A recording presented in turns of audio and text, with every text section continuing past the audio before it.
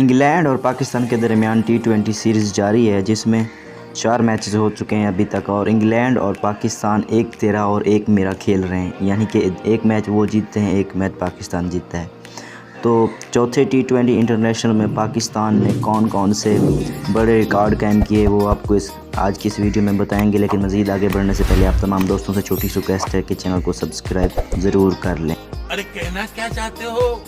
तो अब आपको बताते हैं कि इंग्लैंड के ख़िलाफ़ चौथे T20 इंटरनेशनल मैच में पाकिस्तान ने कौन से रिकॉर्ड कायम किए। तो सबसे पहले रिकॉर्ड की बात की जाए तो पाकिस्तान वो वाहिद टीम बन चुकी है जिसने आखिरी ओवर में T20 मैच के आखिरी ओवर में 5 रन्स का दिफा किया, यानी कि इससे पहले कोई ऐसी टीम नहीं थी जिसने आखिरी ओवर में 5 रन्स का दिफा किया हो। तो दूसरे रिकॉर्ड की बात भी करते हैं।